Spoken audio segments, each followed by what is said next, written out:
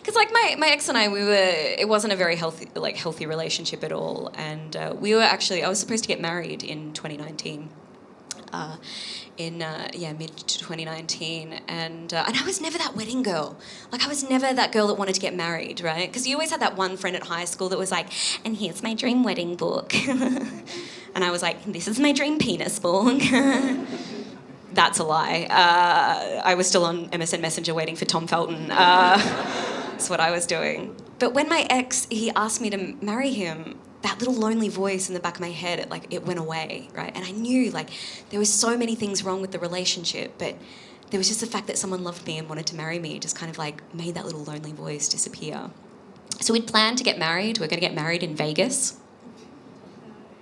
Thank you for that judgmental silence. You're like, oh, Vegas, what did you think? Oh, I know. But I wanted to get married in Vegas, just like Brittany. I mean, her wedding lasted 55 hours, and I was convinced that mine could last longer than that.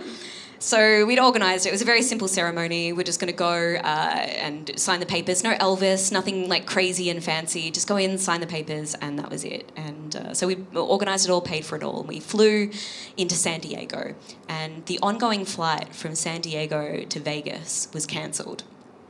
And you know, like, I should have seen this as a sign. Like, anyone who's been in a bad relationship, you see these signs and you're like, you know what, just like, do not go ahead with this wedding, Eleanor. Do not marry this guy.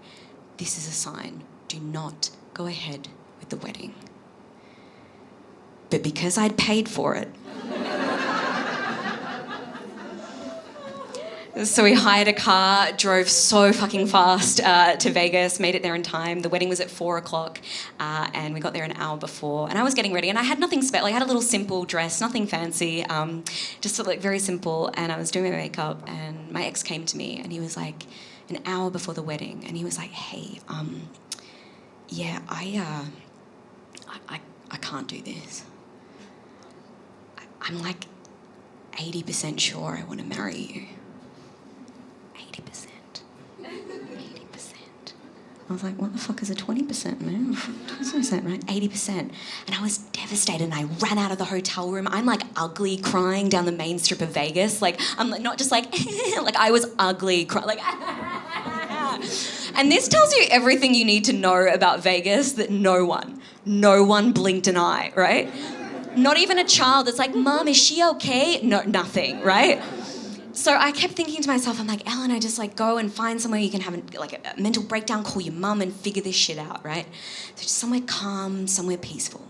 So I ran into Caesar's Palace Casino, and I sat there in a Starbucks, which is ironically where this show was written, and I called my mum, and I decided that I was finally going to leave this guy. So I went back to the hotel room, and I went back there, and the thing about dating a narcissist or someone who's very good at controlling the situation, he knew what to say, and he was like, no, but Eleanor, like, I still love you, like, we can work through this, like I'll do therapy, you know, like I'll change. And I hate myself for this, but I stayed. And then 12 hours later, he went off with another woman. And the thing was like, I hate myself for that I stayed, and people look at me, they're like, oh wow, like you're so strong, like how did you end up in a not like a toxic relationship? And the thing is, like, anyone can. I just wanted love. I just wanted someone to love me. And whenever my ex would do something bad, he would always be like, oh no, but Eleanor, like, at least I don't hit you, you know? At least I don't hit you. I can do all this fucked up shit to you mentally that will take you years of therapy to unravel, but hey, at least I don't hit you, right? And it reminds me of this saying, which is very prevalent in politics, particularly at the moment, which is tell someone a lie long enough and they'll believe it, yeah? You know this? Tell someone a lie long enough and they'll believe it. Eleanor, I love you. I want to marry you. I'll change. Tell someone a lie long enough and they'll believe it. And you know who else said that? Hitler. And I'm not comparing my ex to Hitler, but he was a Taurus. And the thing is, I always like people to leave my shows with some kind of like moral or some kind of like something that they learn from my show. And I think the moral of that story is always take the refundable wedding option. That's it. because I still have a fucking coupon for a Vegas wedding to use.